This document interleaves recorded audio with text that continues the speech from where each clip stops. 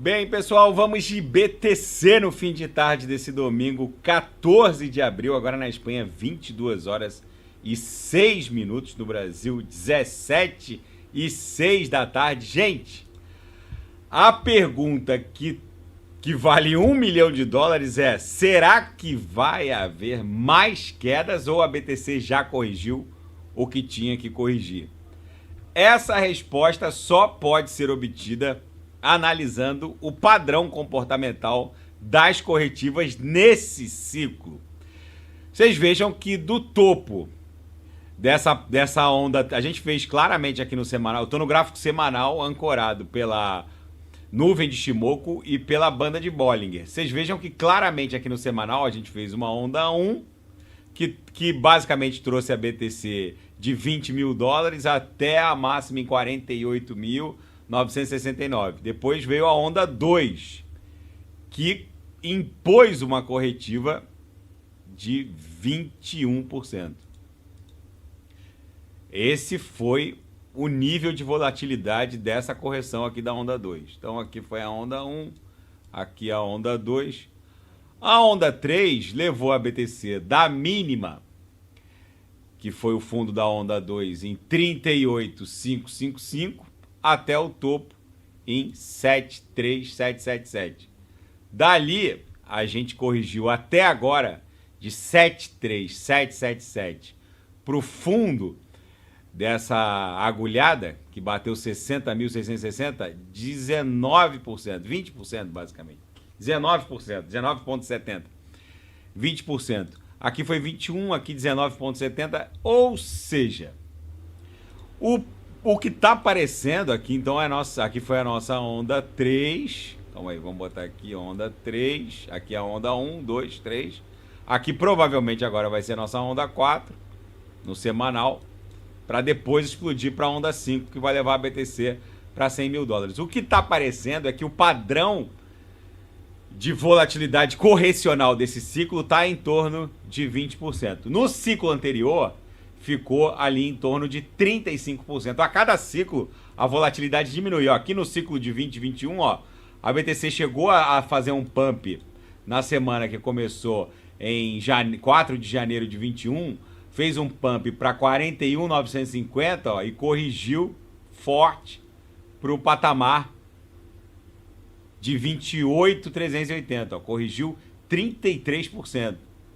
Foi o padrão correcional de volatilidade do ciclo anterior ficou em torno de 35%.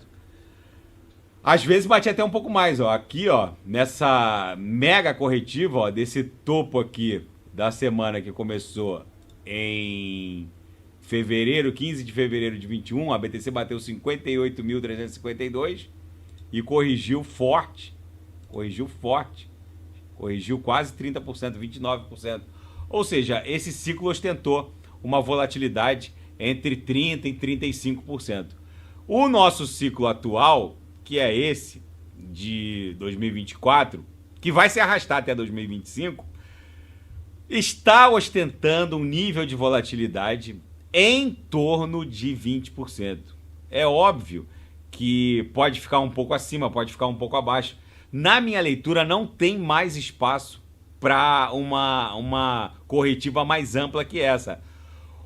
O que está acontecendo é que, se a gente olhar agora em outros time frames, até em outros tipos gráficos, se a gente olhar no Renko, que é um gráfico que guarda uma inércia movimentacional muito mais brutal, a acumulação está se desdobrando, tendo por centro gravitacional a máxima do último ciclo, 69 mil. A BTC bate 73.777, volta para 60, depois tenta avançar para cima de 72, recua, tentou de novo avançar para cima de 72.400, recuou, batemos em 60 mil, chegamos a fazer a mínima em 60.660 e agora a gente está retornando em direção ao VWAP mensal. No 6 horas, vocês vejam que a gente agulhou para baixo da Lauer e agora claramente esse ímpeto vendedor está se esgotando. Agora a gente está desenhando aqui no 6 horas um doji levemente vendedor que vai retornar como num efeito elástico em direção ao VWAP mensal, que está lá em 68 mil, 67.900 e pouco. Gente, se vai haver correção, provavelmente seria um fundo duplo com esse patamar que a BTC bateu ali no auge do ataque iraniano contra o território israelense.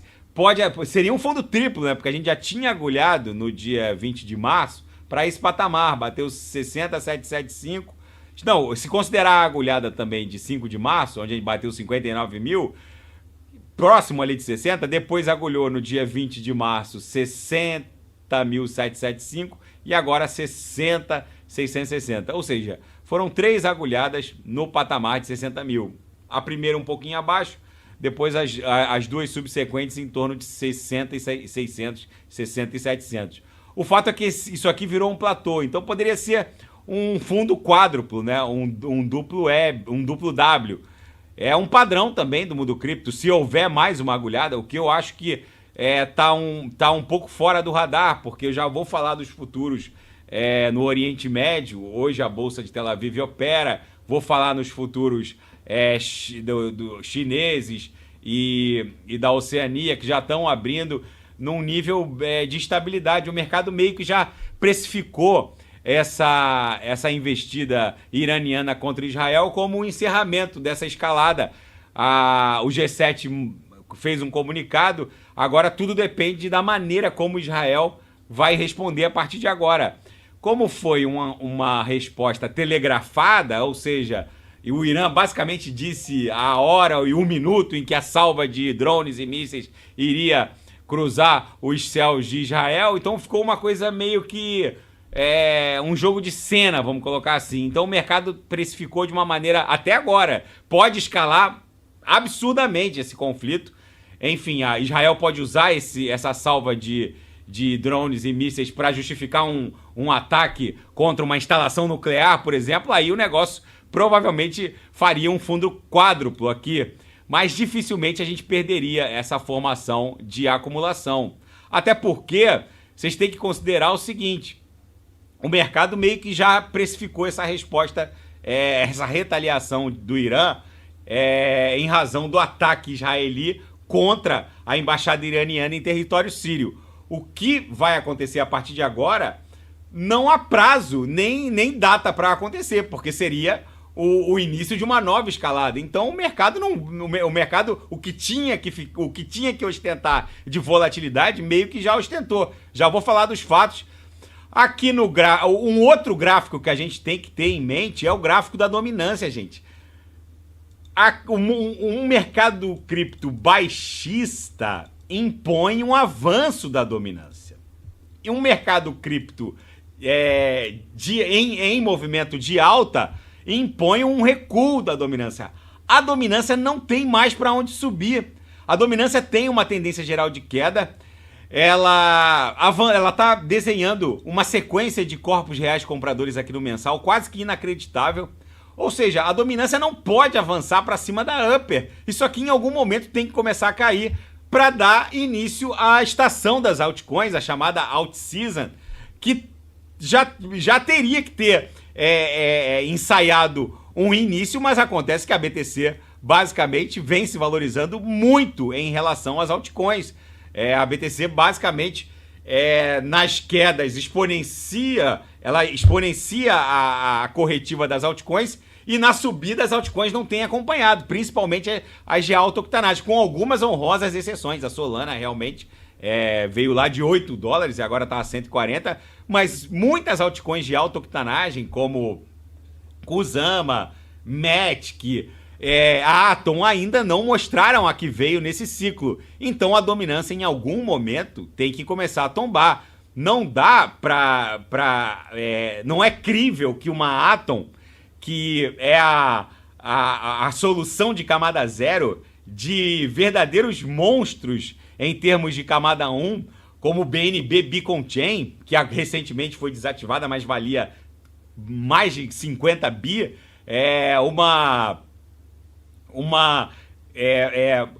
Cava, enfim, só considerando as 6 maiores soluções de camada 1 rodando no ecossistema Atom Cosmos, já justificariam um market cap 10 vezes maior do que está ostentando agora. Ou seja, não é crível que essas altcoins vão ficar muito tempo num patamar desse ridículo, ou seja, a out-season tem que começar, a dominância tem que cair, então a gente tem que analisar o gráfico da BTC com um olho no gato e outro olho no peixe, que é o gráfico da dominância da BTC. Na minha leitura, segue a acumulação, a gente está voltando como num efeito elástico, segue a acumulação da onda 4, a gente está voltando como num efeito elástico em direção à VWAP mensal, que segue lá próxima de 68 mil dólares. Nos 5 minutos, a BTC claramente está desenhando a cunha de uma figura triangularizada. Na seara fática, o conflito no Oriente Médio desencadeou uma quebradeira no mundo cripto, as tensões geopolíticas aumentaram no Oriente Médio, desencadeando uma liquidação em série, quase $1 bilhão em liquidações forçadas. E a China, no meio desse cenário hecatômbico do Oriente Médio, está prestes a liberar os ETFs de BTC e ETH na província autônoma de Hong Kong. E alguns analistas reportam que há poucas horas do halving, esse conflito no Oriente Médio meio que deixou as coisas turvas. Gente, o mundo cripto está há basicamente 2 dias e 10 horas do halving. Vou até dar um refresh aqui, ó. O halving vai rolar no bloco 840 mil. A gente está no bloco 839,239. Em basicamente 48 horas, 50 horas no máximo, a gente já vai estar muito próximo do halving, se é que já não vai ter rolado em 50 horas. Então a gente tem que ficar de olho nisso daqui, porque é o evento que vai startar o bull run desse ciclo. Então vocês vejam que os rewards de cada bloco estão em torno de 6 BT6. Isso aqui vai pular para 3 BT6. É bizarro, mas a explosão dessa tensão no Oriente Médio meio que embaçou um pouco o evento do halving. E na seara geopolítica e finanças internacionais, líderes do G7 condenaram o ataque do Irã contra Israel, mas os mercados parecem que estão calmos. As negociações, tanto no mercado Forex quanto nas bolsas do Oriente Médio, que operam, dia útil, domingo, em Israel e nas bolsas do Oriente Médio, nos Emirados Árabes. Aqui, ó, o principal índice da bolsa de Tel Aviv, o TA35, está subindo mais 0,27%. Os outros índices também da bolsa de Israel subindo. A mesma coisa no índice Riad da Arábia Saudita, tudo ali próximo da estabilidade, ou seja, o mercado meio que já precificou essa resposta iraniana. Então o próprio mercado cambial de Forex em Sydney também parece bastante moderado, ou seja, gente, uma contraofensiva por parte de Israel ficaria dentro de um espectro de incerteza temporal. O mercado não vai ficar volátil até que Israel resolva retaliar a retaliação. Agora a gente volta para o cenário de incerteza. Se o Irã tivesse promovido um ataque surpresa, não telegrafado, aí o cenário seria outro. Mas o Irã basicamente disse a hora, o dia e o momento em que a salva de mísseis e drones iriam ser lançados, meio que para fazer um meia-culpa com a opinião pública e com os setores mais radicais de dentro da estrutura da teocracia iraniana, porque a guarda revolucionária, outros setores também daquela ditadura teocrática são mais radicais. O que me pareceu, aí fica para os analistas geopolíticos, foi que as forças iranianas efetivamente não queriam um embate, nesse momento, pelo menos, franco com Israel. Apesar do exército iraniano, em termos numéricos, ser pelo menos 3 vezes maior que o exército israelense, o Israel domina os céus do Oriente Médio. O Israel tem pelo menos 200 ogivas nucleares. O Irã está conseguindo lá enriquecer urânio a 83%. Falta pouco para o Irã conseguir enriquecer urânio a 90 e poucos por cento, que o tornaria o Irã capaz de produzir o artefato nuclear. Pode ser que Israel use essa salva de drones e mísseis para atacar uma instalação iraniana e evitar que no médio prazo eles consigam enriquecer urânio a 90 e tantos por cento.